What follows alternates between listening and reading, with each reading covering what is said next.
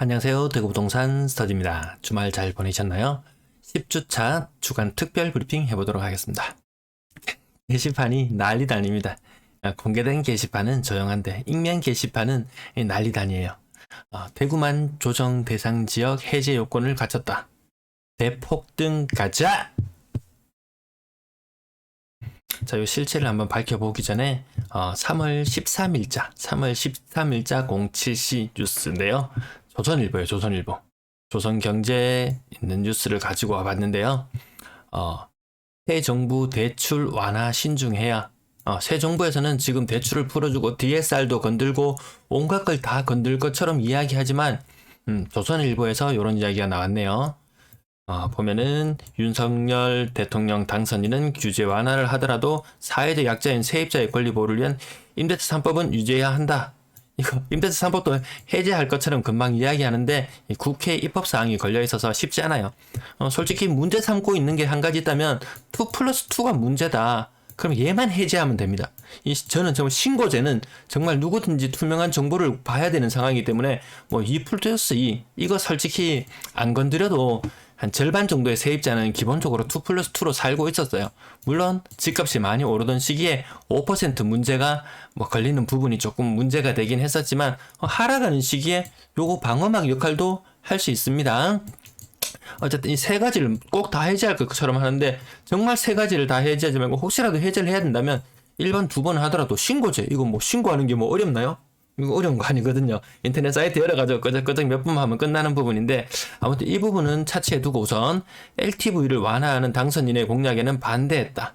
이거 하려고는 했는데 쉽지 않을 거야. 지금 다음 정부 다음에 들어설 윤석열 정부에 대한 어떤 정당성을 부여하려는 그런 기사가 아닐까 이런 생각을 잠깐이나마 해봤고요.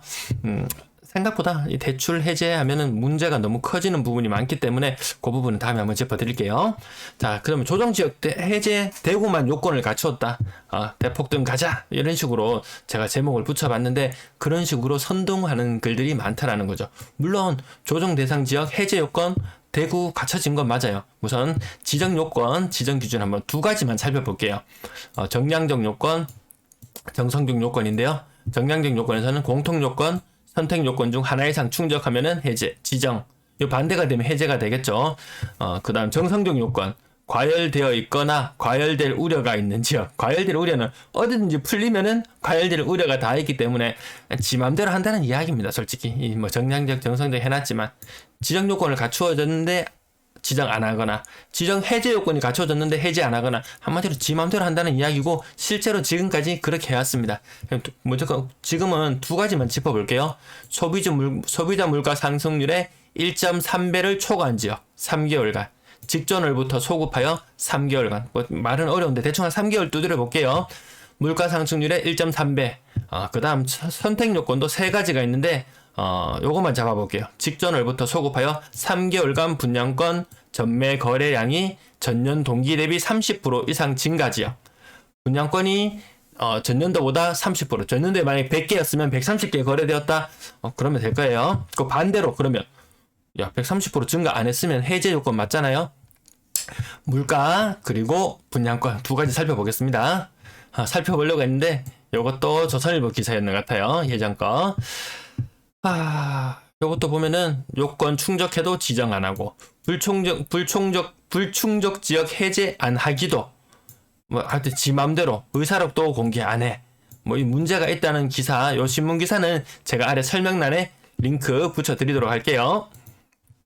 자, 2022년 2월 4일자 뉴스입니다. 통계청에서 나온 거고요. 1월 소비자 물가 3.6%, 4개월 연속 3%, 4개월 연속 3%예요. 그럼 요거보다 약간 몇 퍼센트 얼마 정도 소비자 물가 증가율의 1.3배였나요? 다시 한번 확인하고 볼게요. 1.3배를 초과한다. 그러면 집값 상승률이 3%에 1.3배라 그러면 한 최소 4% 이상 주택 가격 상승이 이루어져야 된다는 말이죠. 그래서 제가 매매 가격 지수 종합 주택 유형으로 아파트만 하지 않고 전체 주택을 다 가지고 와봤어요. 6개 광역시 다 찾아봤습니다. 물가 상승률이 대략 한 4%. 소비자 물가 상승률이 4%였어요. 그래서 몇 년 전에 집값은 오르고 소비자 물가는 별로 오르지 않는 상태에서 문제가 안 됐지만 지금 보시면은 모든 지역이 다 해제 요건을 갖출 수 있다는 말입니다. 소비자 물가가 지금 물가 상승이 지금 너무 가파르기 때문에 집값이 아무리 빨리 지금 오른다고 해도 소비자 물가 따라잡을 수 없을 정도로 되었어요. 근데 대구만 조정 대상 지역이 해제된다? 아닙니다. 해제되려면 요건 다 갖췄어요. 자, 분양권 거래량 정량 조건 하나, 뭐 정상 공통 기준 하나, 선택 기준 하나였는데 요 빨간색이 전년도 기준이에요. 인천 지역 보면은 전년도에 한 500건 정도 거래됐어요. 요거 해제되려 그러면 또 138, 한 500건 이상 거래가 이 갈색 선이 500 월간 기준으로 500건 이상 터져줘야지 이것도 조정 대상 지역이 지정되는 요건이죠. 그럼 이거 인천 해제 요건 갖췄어요. 울산 지역 조금 왔다 갔다 하긴 한데 울산 지역도 마찬가지로 분양권 거래량 보면은 울산 약간 아리까리하긴 한데 어쨌든 요 전년 3월, 4월, 5월 보시면은 울산 지역 거래량 아무리 많이 터져도 저만큼 거래 안 터져요. 그럼 울산도 해제 요건 갖춰진 거 맞죠? 부산 분양권 시장도 보시면 전년 동월은 한 300건 정도. 근데 올해는 한 50건 정도 되고 있어요. 해제 요건 갖춰졌어요. 자, 광주 지역도 보시겠습니다. 전년 동월 한 200건 이상 정도 거래되었던 것이 지금 3, 40건. 광주 지역도 해제 요건 갖춰졌어요. 대구 분양권 전년 600건 정도 거래되었는데 지금은 몇 건인가요? 한 80건 정도 선 거래되고 있어요. 대구도 해제 요건 갖춰졌어요. 대구만 해제 요건 갖춰진 거 아니에요. 대전 분양권 시장도 보시면 이 갈색 선이 무조건 빨간색 선 위에 있어야 되는데 해제 요건 갖춰졌어요. 자, 다시 한번 확인해 보겠습니다. 소비자 물가 상승률 1.3배 초과한 지역이 조정 대상 지역이 된다. 지금 해제 요건 갖춰졌어요. 6개 광역시 공통이에요. 아마 서울도 마찬가지일 거고 세종도 마찬가지일 거예요. 그 다음 선택 요건 분양권 직전월 소급하여 3개월간 분양권 전매 거래량이 전년 동기 대비 30% 이상 증가 지역. 이 빨간 선 아까 보셨죠? 요거 2021년이에요. 갈색 선, 이거 노란색으로 요걸 대신할게요. 이 노란색 선이 이 빨간색 선 위로 올라가 있어야 되는데 아니었죠. 모든 노란색 선이 전년 거래량보다 적었어요. 그러면 이 말인즉슨 모든 광역시 지역은 전매 해제 요건을 갖췄다. 근데 이 정성적 요건 과열될 우려가 있는 지역. 이거 하나 걸고 아마 해제 안 해줄 거예요. 해줄 거면 다 해줘야 됩니다. 근데 만약에 누구는 해주고 누구는 안 해줬다. 또 난리가 나겠죠. 차라리 아예 눈 감아버리면 됩니다. 지난 정부에서 했던 일이야. 우리는 모르겠어. 이게 깔끔합니다, 솔직히. 이거 한 개 풀어줬다가는 속 시끄러워서 못 살 거야. 야, 이번에 대구에서 75% 정도 되는 투표권자들이 2번 당을 지지했어. 야, 그럼 대구 지역만 풀어줬다고 생각해봐요. 야, 이거 너무 불공정하다고 난리 날 거 아닙니까? 그 원망 비난 다음 정부 감당하기 쉽지 않아요. 어쨌든 다시 한번 정리하자면 6개 광역시는 모두 조정 대상 지역 해제 요건을 갖췄다. 이것뿐만 아니고 서울, 세종시 다 마찬가지일 거예요. 자, 주간 봄 브리핑 내용으로 들어갑니다. 대구 지역만 살펴볼게요. 대구 지역 어쨌든 전국으로 봤을 때 가장 안 좋은 건 명확합니다. 하락률이 비슷한 대전도 주택 구입 매수 우위 지수가 30 이하로 떨어져 있네요. 그 다음 요거 지난주 거 이번 주 건데요. 대구 지역은 낙폭이 조금 더 커졌어요. 전세입니다. 이번에 전세도 낙폭이 커졌어요. 자, 매매 가격 지수 보시면은 6개 광역시를 다 봤을 때 광주 정도만 지금 근근히 살아있는데 광주 매물 아시죠? 매물 갑자기 증가하는 현상. 사람들 그거 보면은 원래 있던 매물 맞아요. 뭐 사랑방 신문인가? 네, 그쪽으로 등록되던 매물이 네이버로 이전해 왔을 뿐인데 근데 전국 투자자들의 입장에서 봤을 때는 저도 몰랐거든요, 사실. 야, 광주 매물이 왜 이렇게 적어? 광주 왜 이렇게 안정적이야? 이렇게 계속 말씀을 드렸었는데 그게 잘못되었다고 얼마 전에 짚어드렸잖아요. 광주 매물 늘어나는 속도 장난이 아니에요. 눈에 보일 정도입니다. 자, 전세 가격 지수 아직 안정적으로 보이는 곳은 있긴 하지만 어쨌든 다른 지역들 낙폭이 점점 커지고 있잖아요. 그러면 다른 지역들도 결코 안정적으로 보이지는 않는다. 매매 거래량 대구 지역 1000건 계속 못 넘어가는데 어쨌든 2월의 거래량은 1월의 거래량보다 많을 것이다.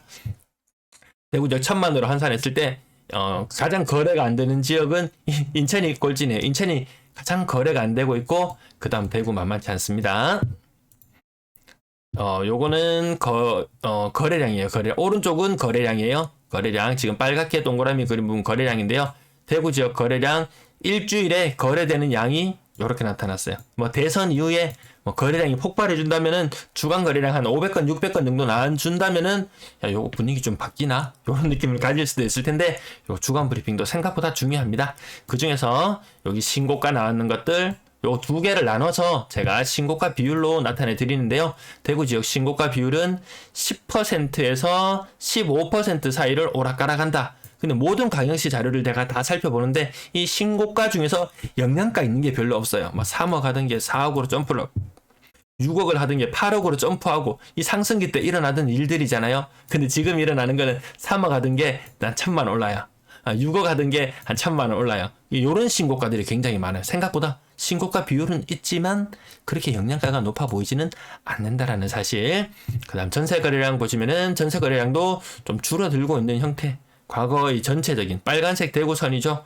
요 전체적인 기준으로 봤을 때 어느 정도 평균선보다는 약간 아래. 그렇게 많이 줄어든 건 아니지만 어쨌든 전세 거래가 줄어드는 건 맞고 3월달 들면서 이주는 조금씩 줄어들기 때문에 전세 거래량은 좀 더 떨어질 우려는 있다. 자, 천만으로 환산해 봤을 때 대구와 울산 지역 거래가 좀 시원치 않아요.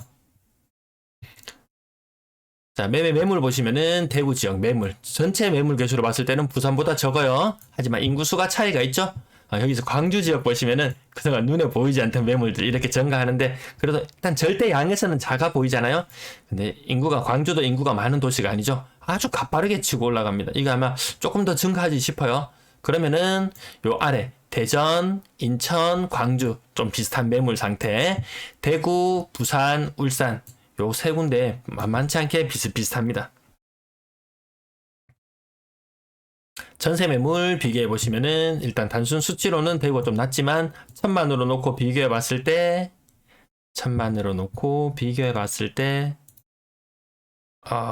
나왔네요. 대구 지역이 압도적으로 많긴 합니다. 이 대선 이후에 매물이 조금 줄어드는 현상은 있는데 근데 거래가 증가했다 이런 느낌은 별로 들지 않아요. 이 사람들이 이동하는 시기가 매매는 언제든지 갑자기 막 이렇게 폭증할 수 있지만 전세가 갑자기 폭증하는 현상 생각보다 그렇게 쉽지는 않지 싶어요. 물론 뭐 조정 대상 지역 해제되면서 내가 다른 걸 정리하고 팔고 사고 팔고 이동하는 과정에서 전세가 일부 늘어날 수는 있다고 보지만 어쨌든 매매 거래가 증가하는 것처럼 갑작스럽게 증가하기는 쉽지 않거든요. 근데 매물은 꾸준히 나오고 있어요. 지금 주 초반, 지금 주말을 거치고 선거 기간을 거치면서 매물이 일부 감소하는 현상들이 보였지만 아마 다시 이제 대선도 끝났고 다시 매물이 쌓여 나가는 모습들 모든 지역에서 보실 수 있을 것 같습니다. 이 매물이 쌓여 나가니까 사실 매물이 줄어들어서 임대차 3법을 해제하라고 이렇게 소리를 내는 것 같은데 매물이 줄어들고 전세가가 오르기 때문에 임대차 3법을 해제해야 된다. 이런 논리가 계속 지금 횡행하고 있는데 사실을 놓고 보면은 전세 가격은 떨어지고 있는 추세고 거래량도 줄어들고 임대인도 임차인이 솔직히 전세가가 한 3억 했던 3억 한 3.5억 했어요. 그 전세가가 주변 전세가가 다 3억으로 떨어졌어요. 그 만약 임대차 3법이나 이런 것들이 4년 사는 조건들이 아니고 했다면은 이 사람들 더 싼 데로 또 찾아갈 수도 있어요.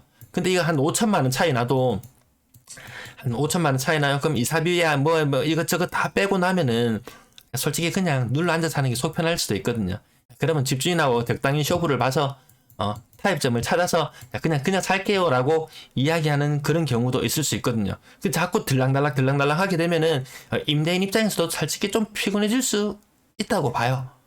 그 현재 현상은 임대차 3법을 이거 하지 말자고 주장하는 사람들이 이야기하는 것처럼 가격이 상승한다든지 아니면 또 한 가지가 뭐였죠? 아이고 갑자기 또 생각이 안 나네. 이 말을 계속 빨리 하다 보니까 가끔 흐름을 놓칠 때가 있네요. 가격이 높아진다. 물량이 줄어든다. 전세 물량이 줄어든다. 물량이 줄어들고 있다. 근데 현상은 이게 반대잖아요. 가격은 떨어지고 물량은 증가하고 있다. 이 상태에서 해제를 해서 사람들을 2년마다 막 이주시키게 만들면은 물량이 오히려 줄어들게 보이는 그런 현상이 나타날 수도 있을 것 같아요. 근데 아까 제가 서두에도 말씀을 드렸듯이 인덱스 3법 2+2 아니었더라도 기존 세입자들 절반 정도는 2+2에서 살고 있었더라는 거죠. 오늘 방송이 조금 길어졌네요. 시청해 주셔서 감사합니다.